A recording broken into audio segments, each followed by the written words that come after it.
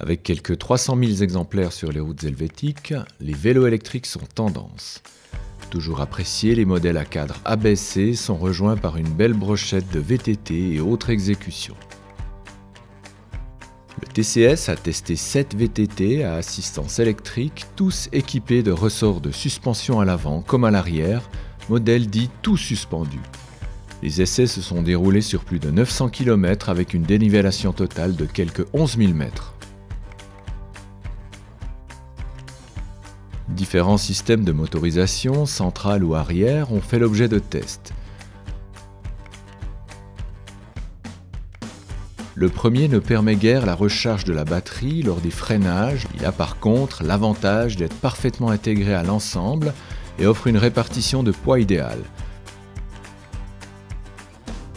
Le second offre de belles possibilités de récupération de l'énergie cinétique lors des freinages et permet de recharger la batterie. Mais le poids du système influence négativement le comportement, particulièrement dans le terrain.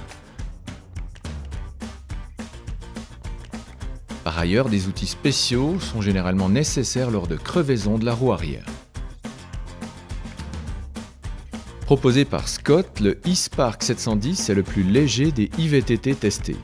Doté du cadre de taille L, il ne pèse que 20,7 kg, mais peut transporter un cycliste et ses bagages jusqu'à 136 kg. Il est le meilleur de notre test. Parmi les points positifs figurent le cadre et le système Twin Lock, un levier qui permet le contrôle simultané du débattement de l'amortisseur arrière et du verrouillage de la fourche. Le e-Spark obtient la mention très recommandée. Le S-Duro All Mountain RC est fabriqué par la société allemande Hi-Bike et dispose d'une assistance électrique centrale de 250 watts de marque Yamaha. Bien intégrée à l'ensemble, elle s'allie parfaitement aux 20 vitesses du vélo. De plus, elle s'avère peu bruyante, même lors de fortes sollicitations. Avec les mains gantées, l'utilisation de l'ordinateur de bord, respectivement de l'assistance électrique, n'est pas des plus aisées. Dans le terrain ou sur route caouteuses, les commandes ne sont pas toujours très fiables.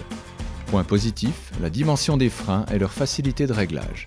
Mention du TCS, très recommandée. Fabriquée par le Suisse Flyer, la version standard de l'Uproc 3 est dotée d'un moteur électrique Bosch de 250 watts. Pour un supplément de 200 francs, l'acquéreur obtient le modèle 350 watts, objet de notre essai. En option et pour 200 francs, l'acheteur d'un Uproc 3 peut obtenir l'ordinateur de bord Bosch Nion, monté d'origine chez Scott et Hi-Bike. Appréciation du TCS, très recommandée. Seule bicyclette de notre panel équipée de roues de 29 pouces, le Wheeler e-Falcon offre un confort remarquable, particulièrement sur les chemins bosselés. Les 30 vitesses proposées sont spécialement appréciées lorsque la batterie est vide, soit après 31 km et 690 mètres de dénivellation lors de notre essai.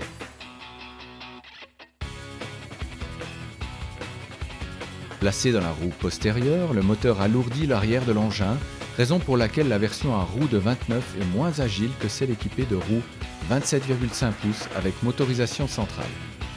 Reste que les amateurs de tout terrain peuvent aborder leur balade en toute tranquillité. Grâce à son système d'entraînement et à sa maniabilité, le e-Falcon obtient la mention recommandée. Également fabriqué en Allemagne chez Hi-Bike, le X-Duro Full 7 RX possède un accumulateur rechargeable en 3h30.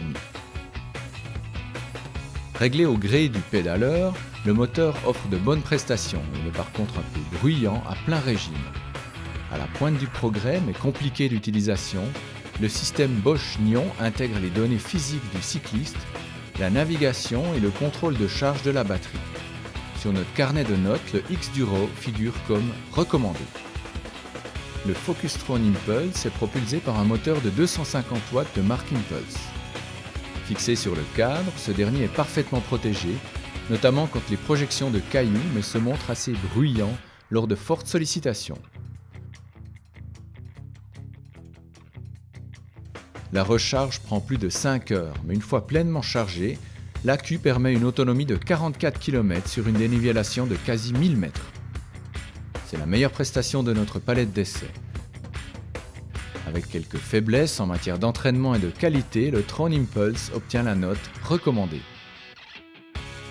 Sorti des ateliers espagnols de BH Bikes, l'Evo Jumper est équipé d'un moteur intégré au cadre qui offre un soutien électrique jusqu'à la vitesse de 25 km/h.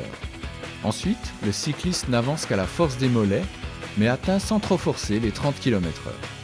Même à plein rendement, le moteur est d'une absolue discrétion. Compte tenu des faiblesses de ses prestations et de sa maniabilité, la mention accordée est « recommandée sous réserve ».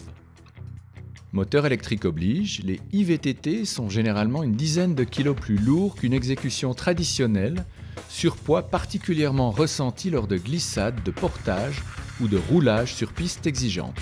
Lors de longues randonnées dans des endroits escarpés, il est recommandé d'emporter une batterie de rechange, option certes coûteuse, une batterie coûte entre 705 et 1100 francs, mais qui peut s'avérer très utile sachant que la recharge n'est pas toujours possible en montagne. Les cyclistes qui veulent éviter de transporter un second accumulateur dans leur bagage peuvent se référer aux conseils ad hoc du TCS pour améliorer l'autonomie des batteries. Notons enfin que le nettoyage des VTT est recommandé après chaque sortie, de manière à ce que l'engin soit prêt à aborder sa prochaine mission. Les résultats complets du test et les conseils peuvent être consultés sous www.tcs.ch, rubrique test.